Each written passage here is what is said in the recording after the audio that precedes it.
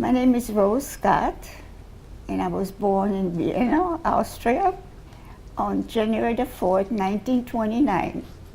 So I just had my 90th birthday. When I went to school, we had boys and girls did not mix in school. We had the boys were on one side of the school, it's a big building, and the girls were on the other side of the school. I had a friend, her name was Martha. She was my very, very best friend. She was Jewish. Her mother was one of the first lady attorneys in Vienna. And we spent every free time that we had, we spent together. So when Hitler moved in, we all know about who Hitler is, right? Okay, thank you. If there's something that you don't know what I'm talking about, just ask me, okay? And so when he moved in, my first experience with Hitler and the Gestapo was the election day. Did I lose something? No. The election was in my school, and they had all kinds of big cars outside, like buses. And I wanted to go see. I've never been to an election, vote, election. So I wanted to see what that was all about. My mother didn't want me to come, but my father said, let her come, And that was the biggest mistake I ever made. I was introduced right then and there to the Gestapo. We walked in, and there was one podium with a big sheet of paper on it, and had two circles. One circle said yes, the other circle said no. On each side of the podium was SS soldiers. Those were Hitler's elite troops. And Gestapo men, they were always in civilian clothes. They never wore uniforms. They always had civilian clothes on.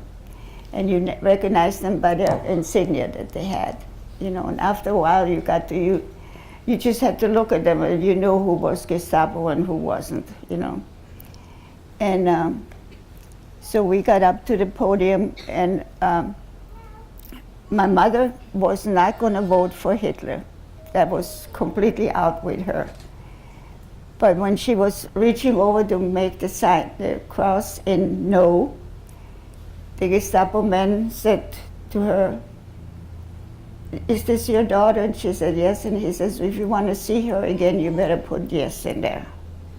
Because the people that voted no, the buses they had outside were buses to take these people straight to a concentration camp. That's how it started off.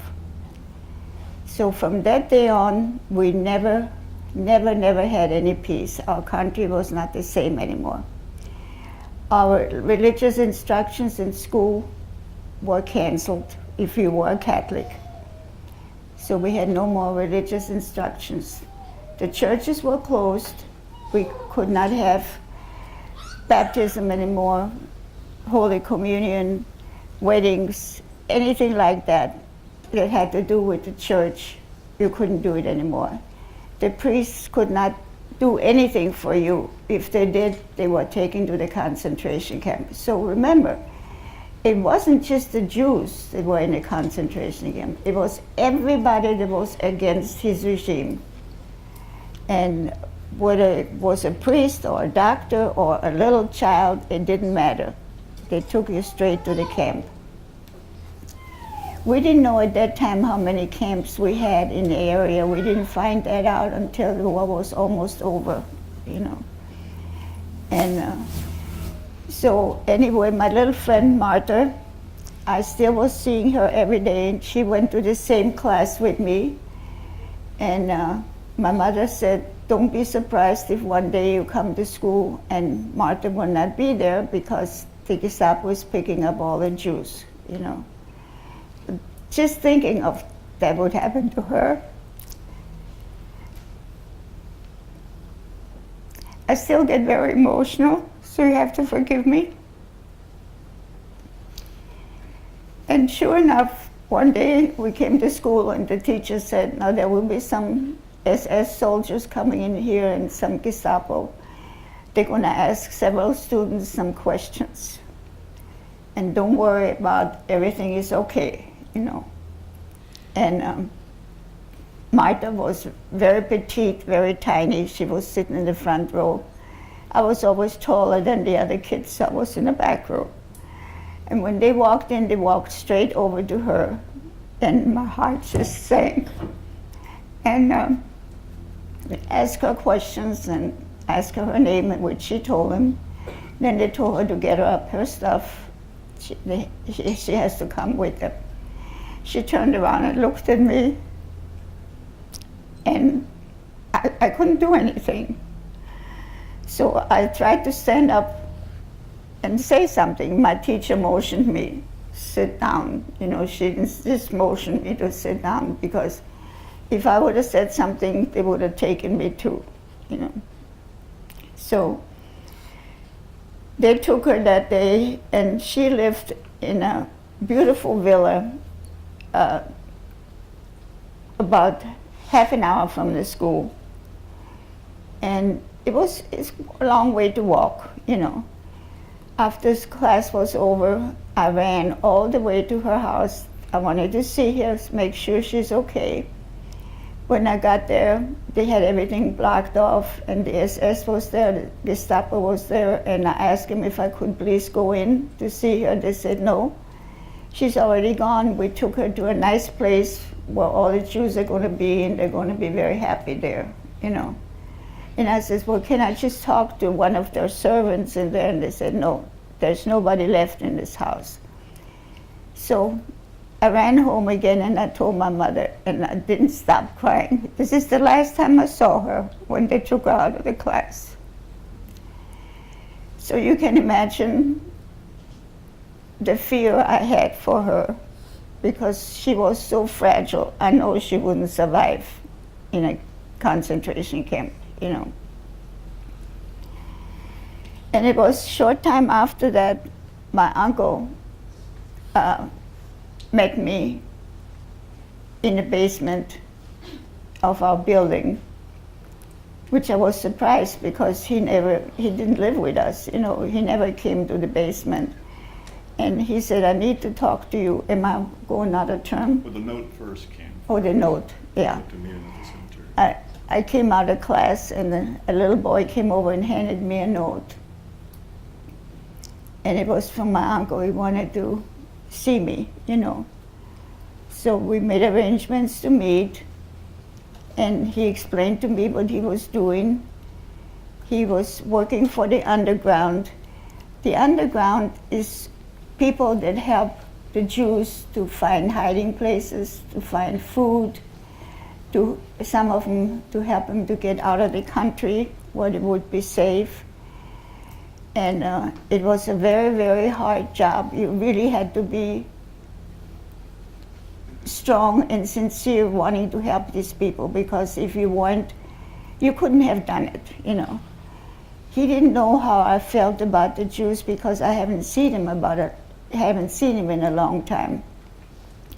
So anyway, I met with him, and he asked me if I would be able, he knew I couldn't find hiding places, because I couldn't tell. He says, don't tell your mother, don't tell your father, don't tell anybody in the family.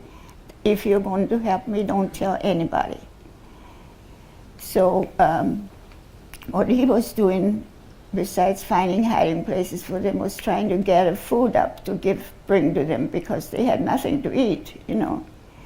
So that was my job, and it wasn't easy, because at the same time, we didn't have anything to eat. So my mother still had some stuff in the basement that we preserve during the summer for the winter time, you know. And so I tried to take some of that, but I couldn't take too much, because she would notice it. My grandmother lived in the same building with us, so she was very generous, but she didn't know what I was doing. I told her it was some poor kids in the school, you know. And that hurt me, because as a Catholic, I was brought up not to lie. And I never lied so much in my life as I did in those years. But anyway, so we had a... While you kind of compose yourself, let me just explain her situation here. She's living in an apartment building. Her grandparents live in the apartment above her, and she's in the apartment with her parents below that. And then in the basement, everybody in the apartment building had a room in the basement where they could store things. And that's what she's talking about, where her mother had stored some canned goods and potatoes and whatever kind of goods down there. And that storeroom had a door and a lock that they could lock, so that it was just for that apartment. So that's what she's talking about. That was her living situation. And of course, we're talking about, I failed to mention this earlier, perhaps you picked it up by now, that she grew up in Vienna, Austria. And just to back up just a little bit, when Hitler came to Austria, Austria was considered like a wing of Germany. They spoke a variation of German. And so when Hitler first moved in there, there were certain Austrians that welcomed his move. They welcomed Hitler, but there were others that didn't. And the elections she's talking about earlier, where they voted, was Hitler wanted to make it look like that he was being accepted and wanted people to elect him to come and agree with his government. And so it was really a rigged election. Like she said, if you voted no, then you were off to a concentration camp or somewhere. But it was just a false election to make it look like the people of Austria wanted Hitler there and to establish his regime in Austria. So go ahead, I just wanted to make that clear. So I used to meet my uncle at different places, at the cemetery. I used to go to the cemetery a lot to put flowers on my family's graves. And I used to meet him there and at the football field, and of course in the basement most of the time. And he told me to be very careful and not say anything to anybody, which I didn't. And can I go ahead and tell my first? Sure. Okay. I always did my homework in the kitchen. I think some people here like to sit in the kitchen too, you know.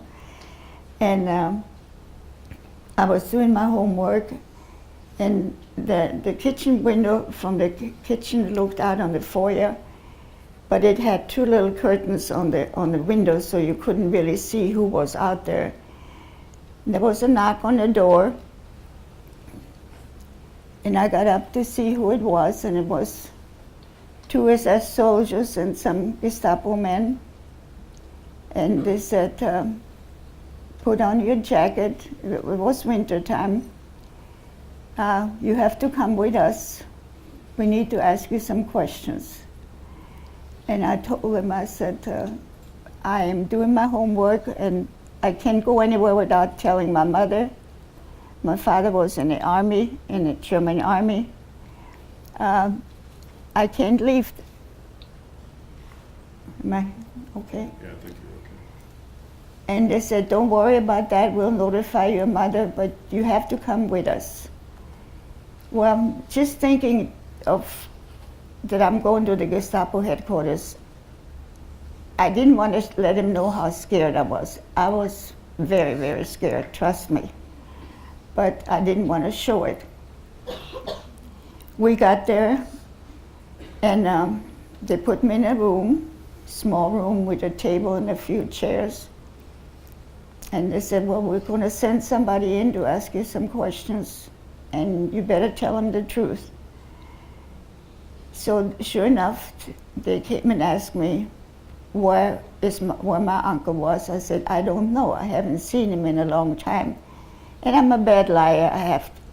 I guess they could tell I wasn't telling the truth. But anyway, and where is he, and when do I bring him the food for the Jews? And I told him, I never bring food for the Jews. I don't know what you're talking about, you know. That went on all day that day and the next day. And then they came in and they said, well, I guess we're not going to get anything out of you. just talking to you, we're going to have to do some more drastic actions. And I prayed so hard to God that I could be strong enough not to tell him where my uncle was and what I was doing, you know. And I let you know right now, my faith is the only thing that got me through this thing. I knew that God would help me. And no, it doesn't matter what church you go to, it doesn't matter. But keep your faith in God. Trust him with all your might. So they came in and they made me roll up the sleeves from my sweater. And they had cigarettes and matches.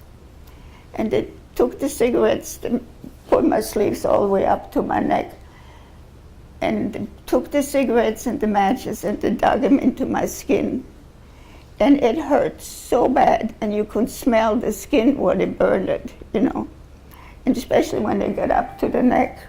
I wanted to scream, but I didn't. I cried a lot. And I said, please stop, please stop. And they said, we're not going to stop until you tell us what we want to know.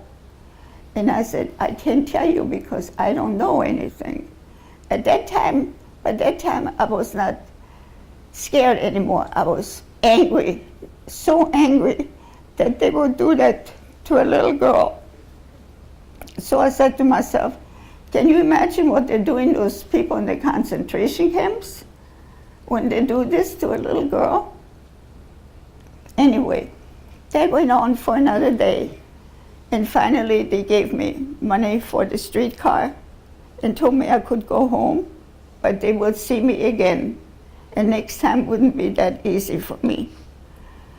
Well, I went outside, I got the next streetcar to go home. And my mother was furious when I came in because they did not notify her where I was or what they were doing to me.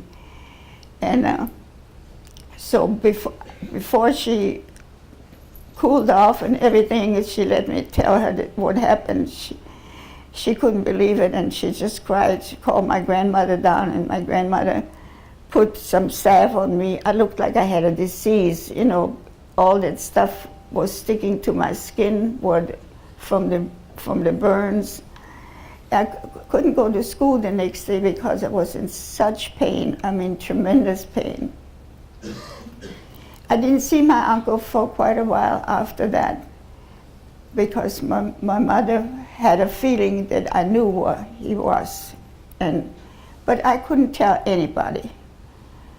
So it went on like that for weeks and weeks, and then it happened again. The Gestapo came to the house and they said, get your stuff together and come with us. And this time I was really frightened because I knew they said next time it won't be that easy, you know. So we went back to Gestapo headquarters, and they had me in a little room again for 2 days. Didn't give me nothing to drink, nothing to eat. Didn't come in to ask me any questions or anything.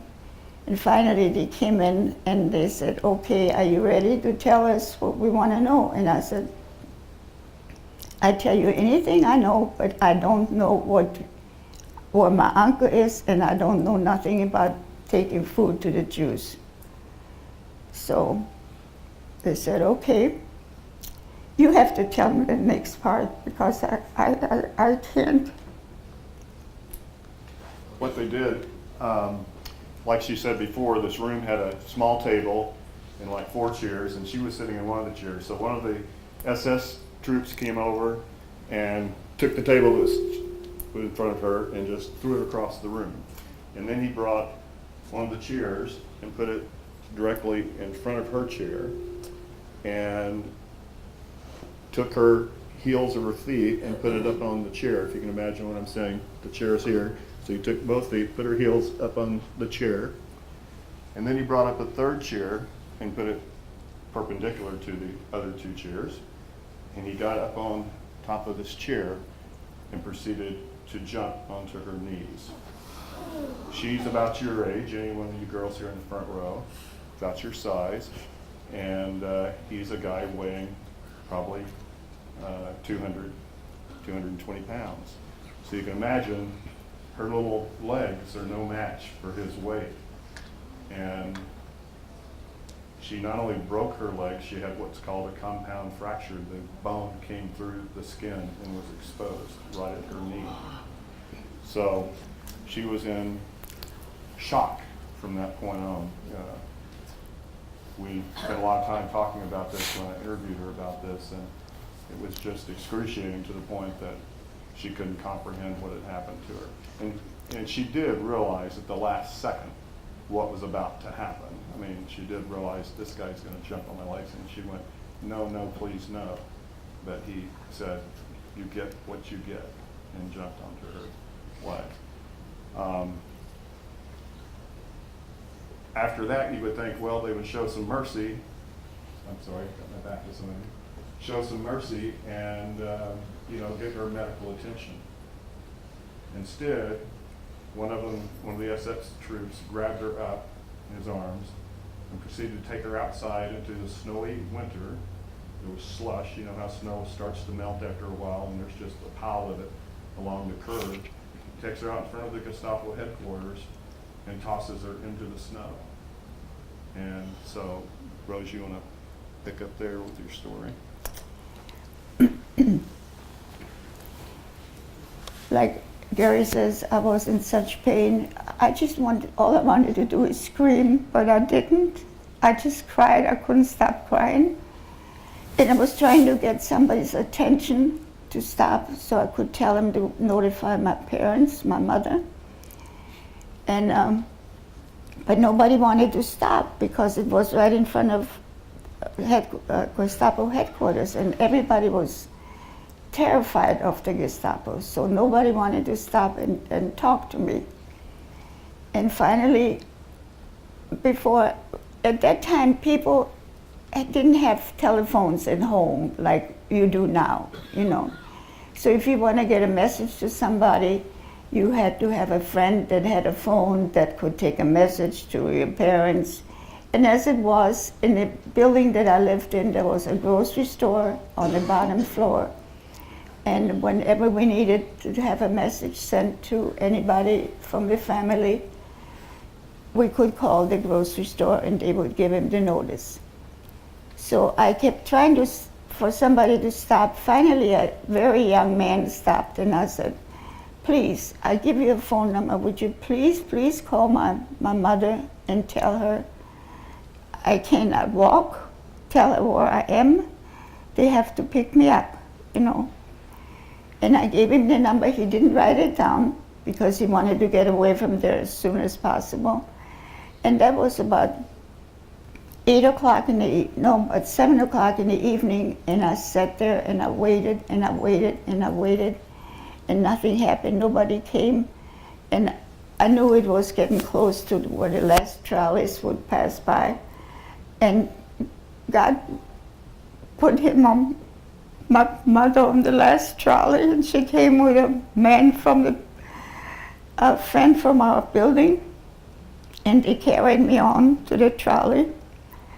A trolley is a streetcar, I'm sorry, And that's how I went home. There was no doctors available at this time because they had, all the doctors were out on the field taking care of the soldiers. And so nobody could set my knee. So I was like that for weeks and weeks until I finally found a doctor. But by that time, it was too late to set it, And I had to have surgery later on. But it was just unbelievable. And that's what I mean. I didn't see my uncle after that for a long, long time because I couldn't get out of the house, I couldn't go to school, I couldn't do nothing, So anyway, as Gary mentioned, I was a gymnast Here, I didn't mention that part. I'm sorry. That's okay. We're going to go back, we're going to skip back to before her first visit to the Gestapo now. Before that all happened, she's going to tell you about her time as a gymnast. Well, and if you watch the Olympics, when they have the the floor exercises, you know, where you have to do certain things, they picked me when I was the best for my district. I could do those triple somersaults and come down right on the edge of where you don't lose points, you know. But that's another thing. I thought, well, I'll never be able to do that again. And when Hitler, before all this happened, Hitler came to Vienna, and he has set up a meeting for all the Viennese people to meet at the stadium where he would talk to them. And it's like a football stadium where a lot of people can go there. And they picked the best gymnasts from different schools to perform for him, and I was one of them. And it broke my mother's heart that I had to do that. But you couldn't say, no, I can't go. Like I said, or you go to the concentration camp. I had to wear a uniform, and my father refused to buy me a uniform because everybody had to join the Hitler Youth. That was mandatory, you know. And but finally he had to buy me one because, again, they sent a note home, you know, if she doesn't come in with a uniform the next time, you know what's going to happen. So anyway, I was picked from my school to perform for him, and when it was all over, I had to go down in front where Hitler sat with all his high generals and everything, and shake their hands. And my mother's first thing she said, go home, when you come home, wash your hands. But I forgot to mention that, and after that, my gymnast days were over. I couldn't do nothing anymore. And I'm still having a lot of problems with my knee. But I'm still alive, and that's thanks to God. I think we probably need to stop and have some questions. How are we doing on time? Okay. How much more time do we have? What you need? Well, we could go forever, but Probably about 15 minutes. Okay, why don't we do some of the kids' questions? Okay, now? okay. She has a whole lot more she could tell you, but she's covered some of the main things. She had some funny things happen to her that are in the book. It's not all doom and gloom. She was a typical young girl, and she got into some situations, and I tell some of those in the book, but one in particular I'll tell real quick.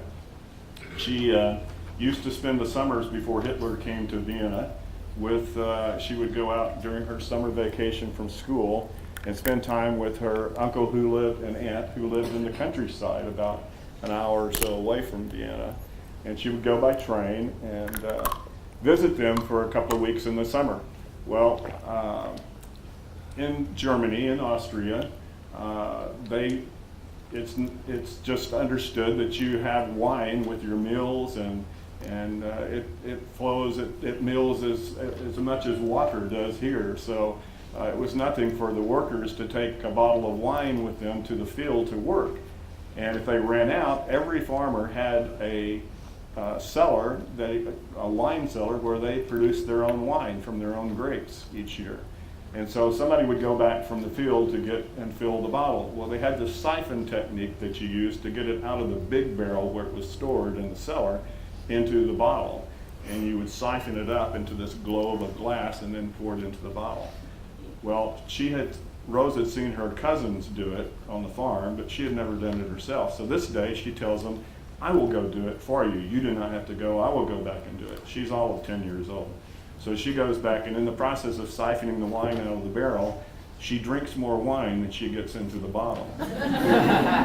If you ever siphoned anything, you know how that can happen sometimes. Yes. So by the time she got the bottle half filled, she had about 3 bottles worth of wine in her, and she passed out.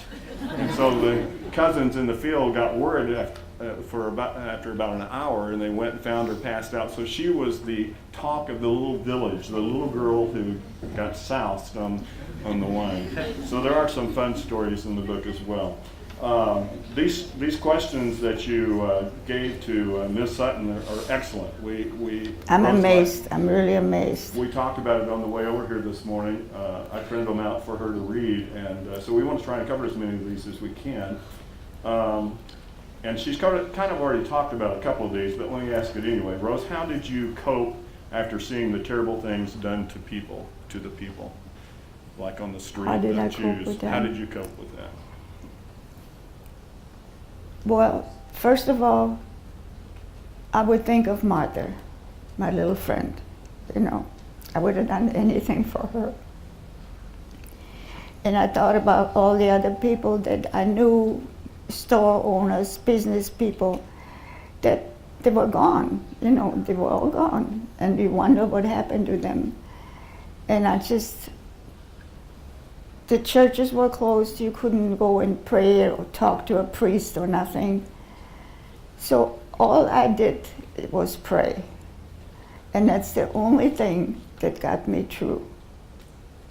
No matter what happened, I asked God to give me the strength to pray, to help me. I never asked for help for myself, for other people, you know. That's how I got through. And that's how I get through life this day. When things go wrong, I go to a quiet place and pray. He has never, never forsaken me. How have you been back to Austria since the war ended? My trip home my last trip was 8 years ago.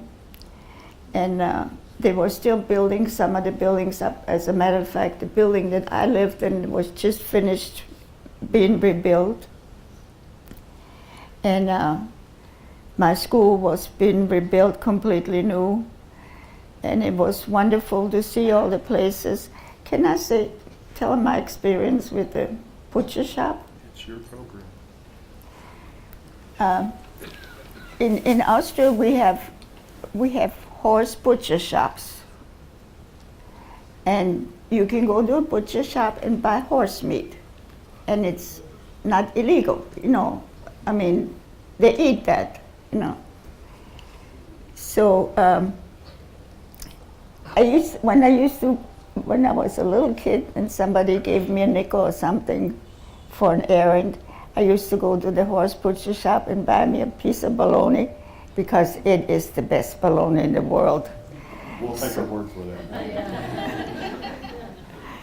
So ride horses here, not eat. my aunt, they were all making bets when I came home. They said, I bet the first trip is going to be to get a piece of bologna, and it was. I went to the butcher shop and got a piece of bologna.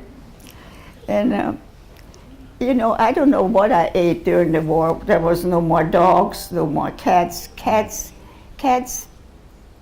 you don't know if you're eating a cat that tastes like chicken. I don't know how many cats. I don't know, you know. Okay, let's move along. Yeah. They haven't had lunch yet. So. Okay. One question is just very simply, are you happy now? I'm very, very happy. I enjoy my life with my children, grandchildren, great-grandchildren. I'm still working, and that keeps me busy. I try to help people. I can't stop doing that. That's just my calling. And my kids say, Mom, you're 90 years old, please slow down. You know, these people, they can do it on their own. I said, no, that's just me, I gotta help people. She still drives, goes everywhere. Why did you want to help? In other words, when you saw this situation with the Jews, Was it Marta or what It happened? was, well, part of it was martyr, but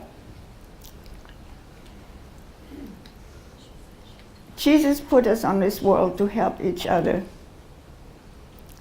If I see that you need something or need some help, I'm not going to turn my head and not do it.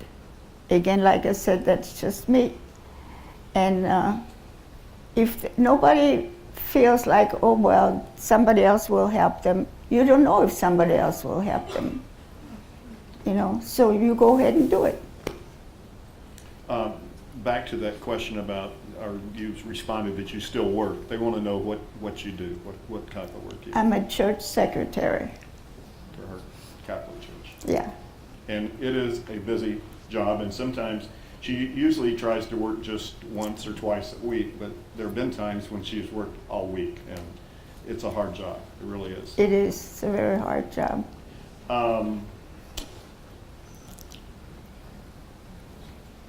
Okay, do you think something like the Nazi invasion will happen again? Absolutely. It's happening now in the Middle East. It's happening with the terrorist attacks, you know, if the people don't stay strong, and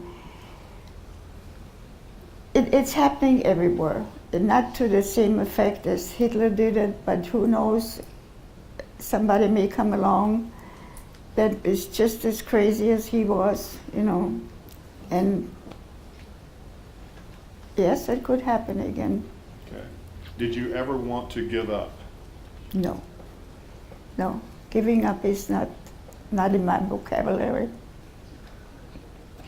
If you read the book, you'll find out that when the Gestapo came, she responded to them like an adult would, not like a child would. She was very gutsy with these guys, which most people would have been just, and she told you she was scared, but her demeanor wouldn't, you wouldn't know it by what she said to them a lot of the times. She didn't cover all that, but she was quite spunky, I guess is the word. What was it like to perform in front of Hitler, the gymnastics? Well, to me, he wasn't even there. I was concentrating on my performance, you know, and that's what I always did. The people in the audience didn't mean nothing, you know, no matter who they were. My performance was the only thing that I was interested in, you know. She kind of plays this down, but she was, like she said, a star gymnast. And out of all the schools in Austria, in Vienna, which is a very large city, she was one of just a handful of people that were picked to perform for Hitler. She was that good. And this stadium that she's talking about, it was a soccer stadium, we'd call it today, but it was the largest stadium, outdoor stadium in Vienna. And I don't know how many thousand it held, but it'd be like Cowboy Stadium or AT&T Stadium today, or whatever. It was a huge venue. So, and it was packed because people wanted to come and see and hear Hitler. So she had quite an audience that she was performing for that day.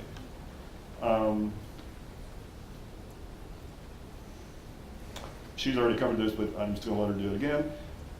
Who would you say helped you through your struggling times as a kid? Helped me too. Who helped you through that?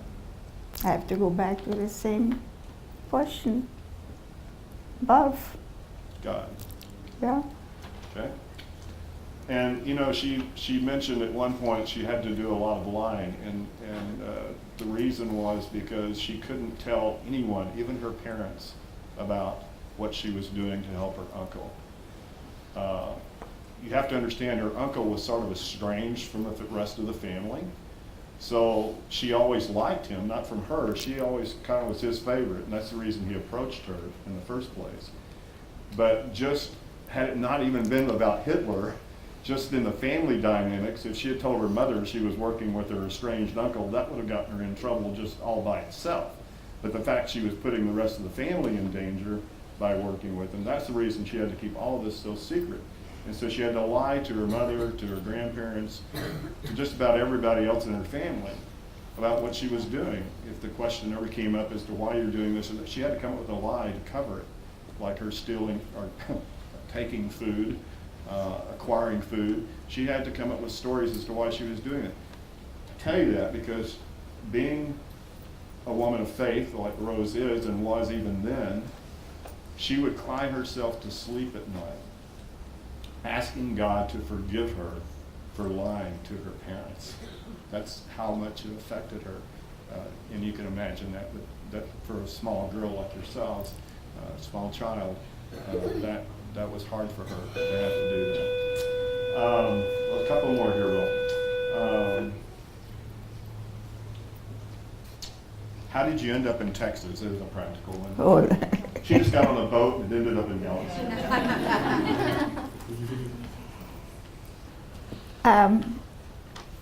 When the war was over, I worked at American headquarters.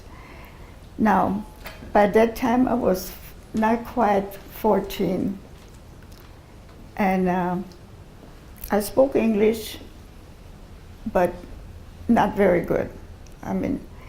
But we all had to learn English in school with Hitler because that was a mandatory subject, because he was hoping to win the war and send us all to the English colonies and work there, So I got a job in censorship. That means every letter that came in to Austria had to be censored.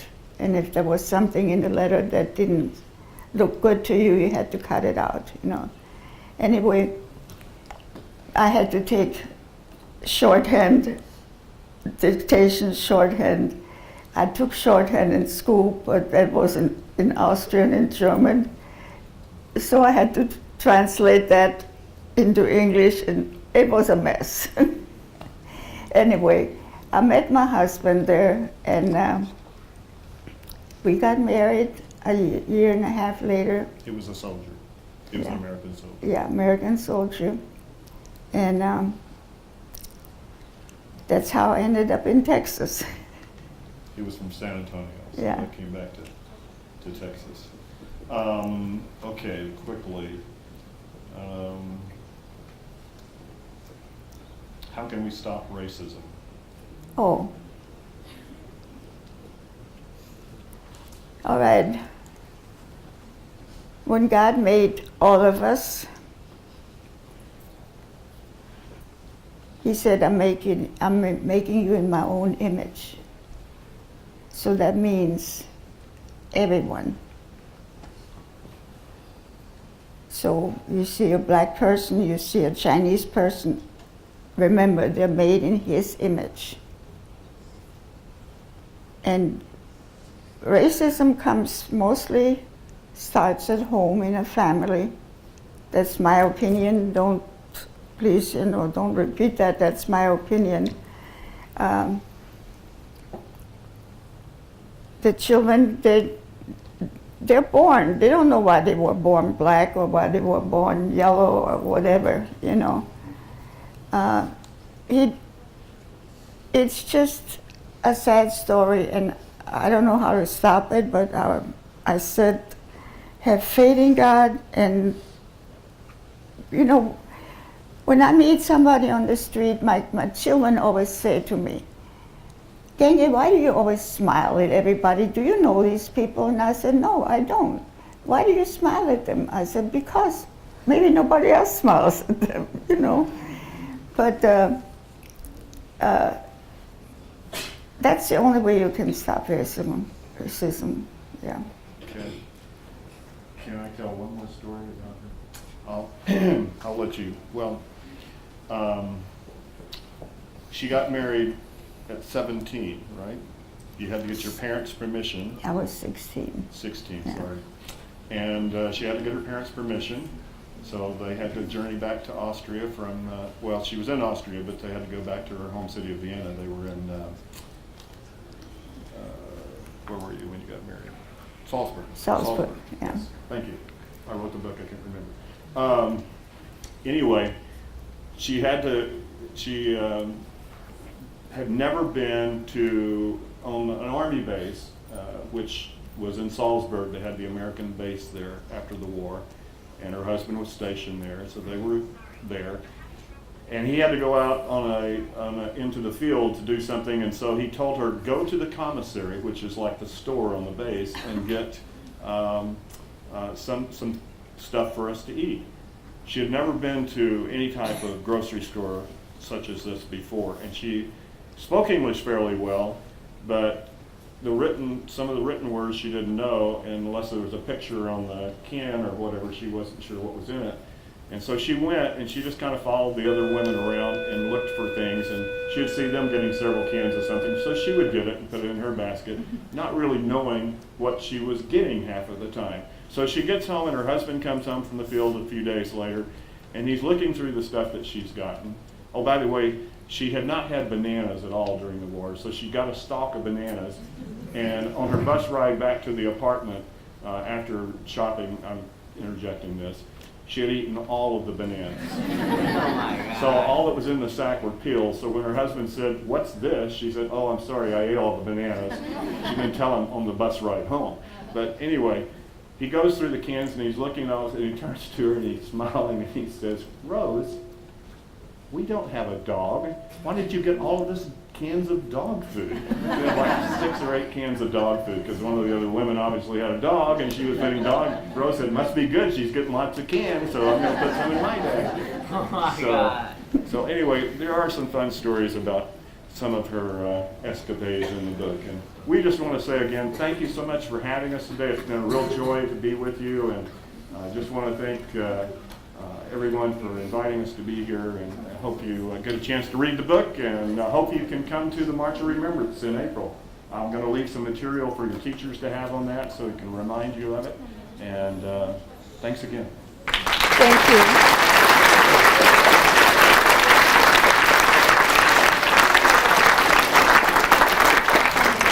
One thing I want to say before I leave, okay? One more thing. During the war, my mother, my father, my grandmother, the whole family, we had a pact that no matter what happens, you know, you go to bed at night, you're mad at your mother for some reason, or your brother or your sister. We said we would never go to bed angry at each other. We would always make up and apologize, because you didn't know if you were alive the next day. We got bombed every day. You could set your watch by 11 o'clock. So, and also, we would never leave the house, going to school or anything when we were mad at each other. Always say, I'm sorry, forgive me. Forgiving is the most important thing. If you do something wrong that hurt you deeply, please forgive them. It's the hardest thing is to forget it. But in order to forgive, you also have to forget. That takes a little more out of you, the forgetting.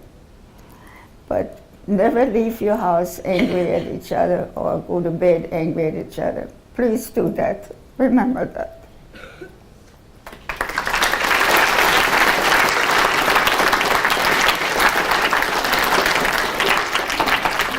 Rose, we thank you so much for being here, for coming, and I know it's hard for you to share these stories with us, but we truly appreciate you being here. Thank you for having me. Coming, and Yeah. we Yeah. are so thankful that you're here.